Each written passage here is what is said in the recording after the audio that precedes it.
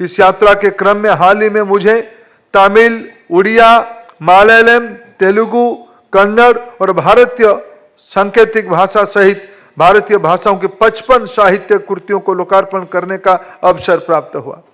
विशेष रूप में तमिल की कालजयी ग्रंथ तिरुकरुल का साइन लैंग्वेज में प्रकाशन इस देश की एक महत्वपूर्ण कदम है, जिसमें यह स्पष्ट है कि समावेशिता आज हमारी प्रकाशन दृष्टिकोण का केंद्रीय तत्व बन चुकी है।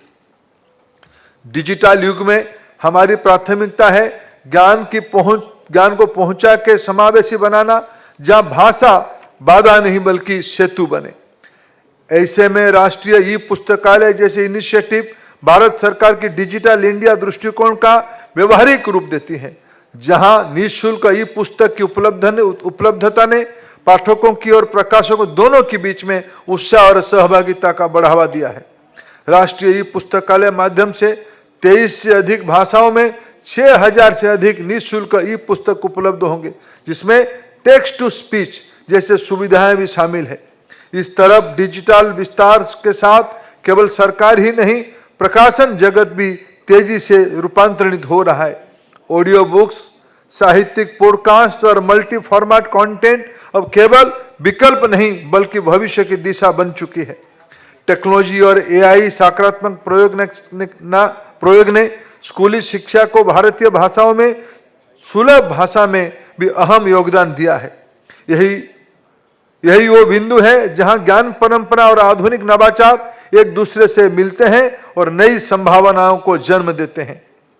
इस दिशा में राष्ट्रीय शिक्षा नीति 2020 हमारी आवश्यकताओं को पूरी करने और एम्बिशन को आगे बढ़ाने में उपयोगी माध्यम बनकर उभरी है। नेशनल एजुकेशन पॉलिसी की बहुभाषी प्रकाशन, एक्सपीरियंस बेस्ड लर्निंग और भारतीय ज्ञान परंपरा की नई गति दी है। मेले में भारतीय भाषाओं और बाइलिंगुअल पुस्तकों की समृद्ध उपस्थिति इस नीति का सफलता का प्रमाण है। पुस्तक मेला में शिक्षा मंत्रालय के समर्पित पैविलियन और विश्वविद्यालय की सक्रिय भागीदारी एनईपी की उसी भावना को जमीन पर उतारती है, जहां शिक्षा को केवल कक्षा या पाठ्यक्रम तक सीमित न रखकर रिसर्च, इनोवेशन, मल्टीडिसिप्लिनरी थिंकिंग और नॉलेज शेयरिंग से जोड़ा गया है। हालांकि तकनीकी की दौर में हमें सावधानी से काम लेने की जरूरत है। किताबों की पीरेसी की हर तरह की विरोध किया जाना चाहिए।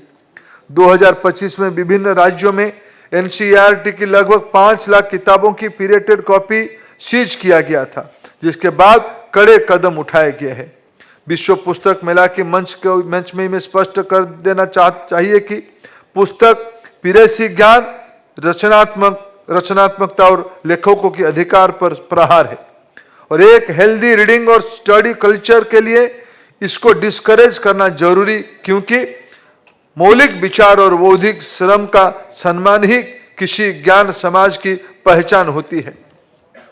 इस संदर्भ में बाल साहित्य और पठन संस्कृति का महत्व भी और बढ़ जाता है। विकसित भारत की परिकल्पना की आधार केवल इंफ्रास्ट्रक्चर या टेक्नोलॉजी नहीं बल्कि जागरूक, संवेदनशील, पढ़ने सोचने वाली पीढ़ी है। चिल्ड्रन पैविलियन इस भविष्य की नींव रखती है। मैं सभी अभिभावकों को विशेष आग्रह करना चाहूंगा, कृपया चिल्ड्रन पैविलियन में अपने बच्चों के साथ ये खुद भी थोड़ा समय अवश्य बिताएं। जैसा कि हमारा माननीय प्रधानमंत्री जी कहते हैं, when citizens read the country leads. प्रधानमंत्री जी की यह परिकल्पना पीएम युवा स्कीम का एक राष्ट्रीय आंदोलन के रूप में उभर चुका है, जो नए युवा लेखकों की सभी मार्गदर्शन देकर उन्हें भारतीय संस्कृति, इतिहास, भाषाओं के और साहित्य की गर्वित प्रतिनिधि बना रही है। भारतीय भाषाओं की पुस्तक हर घर तक पहुंचे, यही हमारे लक्ष्य है और पीएम युवा स्कीम वो भारतीय भाषा पुस्तक परियोजना इस दिशा में मजबूत और दूरगामी कदम है। जदि आपंक आम भिडी भल लगा तेब आम चैनल को लाइक, शेयर और सब्सक्राइब करने को जमा भी भूलु नहीं।